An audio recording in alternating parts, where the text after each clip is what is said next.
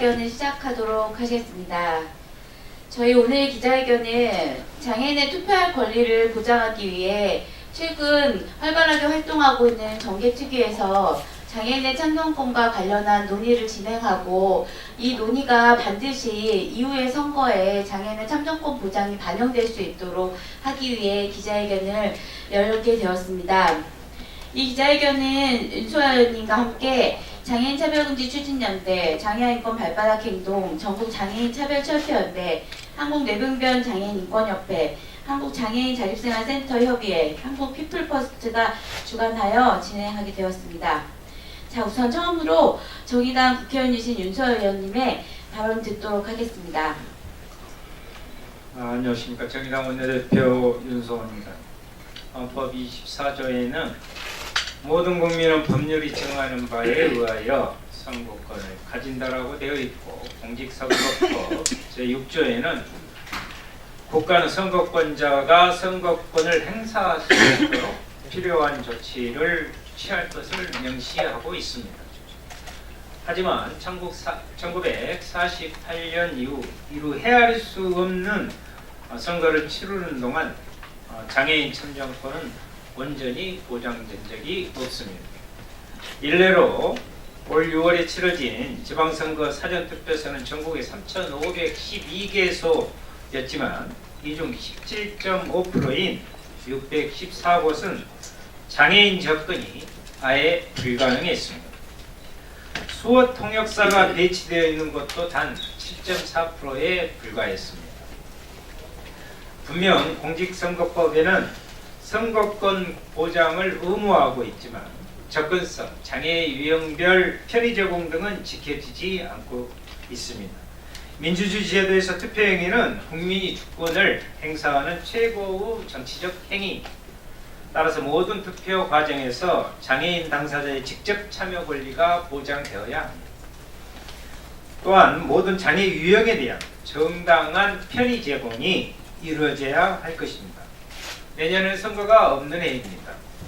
법적인 문제부터 제도적 사항까지 이 문제가 내년 중에 해결이 되어 2020년 총선에서는 소외됨 없는 국민 모두의 참정권이 지켜지길 기대합니다. 감사합니다. 장애인의 투표권 보장은 이미 오랜 시간 제기되었던 문제입니다. 오늘 이 기자회견에는 장애 유형별로 각 본인들의 의견을 발표하기에 장애 유형별로 참여하셨습니다. 우선 발언으로 발달장애인 당사자이시며 한국 피플퍼스트 활동가이신 김대범 활동가님의 이야기를 듣도록 하겠습니다. 안녕하세요. 저는 피플퍼스트 서울센터에서 활동하고 있는 김대범입니다. 투쟁으로 인사드리겠습니다. 투쟁!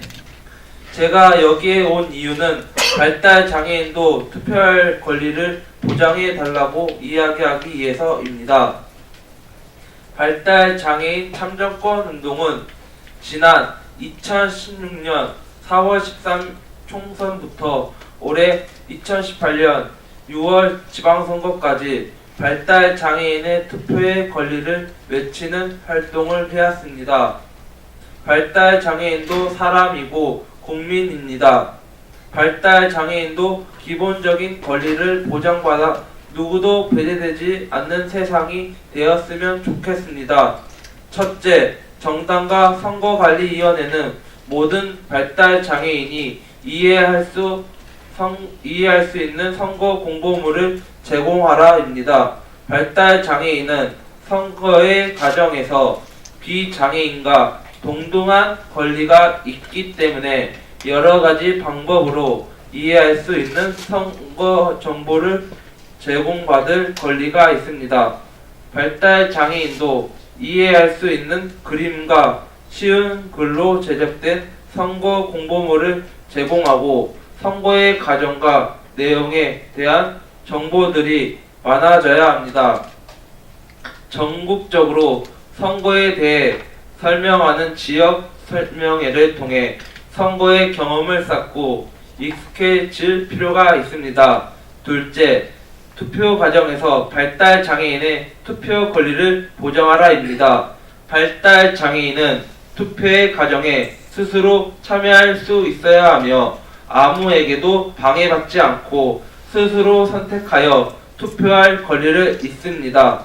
또한 손떨림이나 기타 사항으로 자신이 표기하고 싶은 도장을 찍어 무효표가 되지 않도록 투표칸의 크기를 키우고 발달 장애인이 직접 선택한 조력인과 함께 동등하게 있어야 합니다.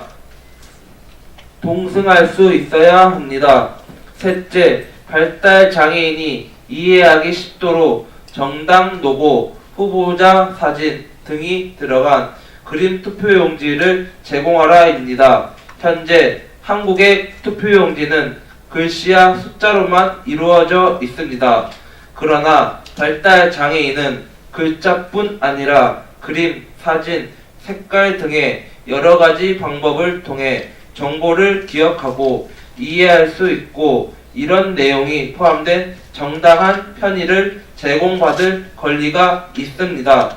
사진과 로고, 색깔을 넣어 숫자나 글씨를 읽기 어려운 발달 장애인도 자신이 원하는 후보를 뽑을 수 있도록 현재 투표용지보다 더 다양한 정보를 담은 투표용지를 변경해야 합니다.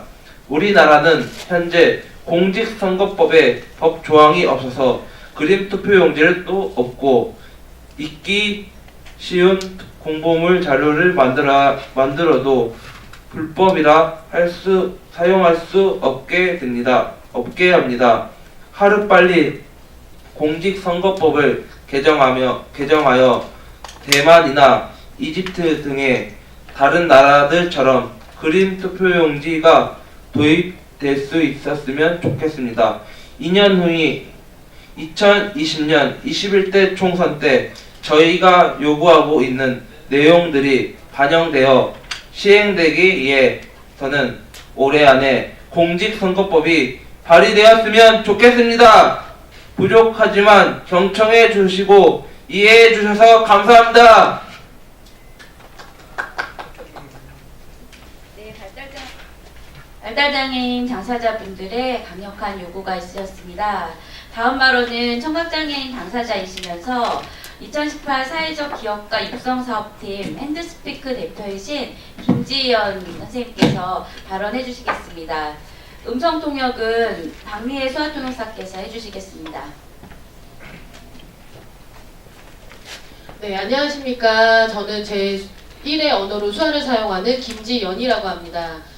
저는 지금까지 국회의원 선거, 또 대통령 선거, 지방선거까지 대한민국 국민으로 모든 의무의 투표를 참여했습니다. 그런데 그때마다 제가 후보자에 대해서 잘 알고 투표를 하는 건가? 라는 의문이 들었습니다. 왜냐하면 TV에 토론자들이 많은데 수화통역은 한 명이기 때문에 도대체 이 이야기를 누가 한 건지 제대로 이해가 할 수 없는 상황이었기 때문입니다.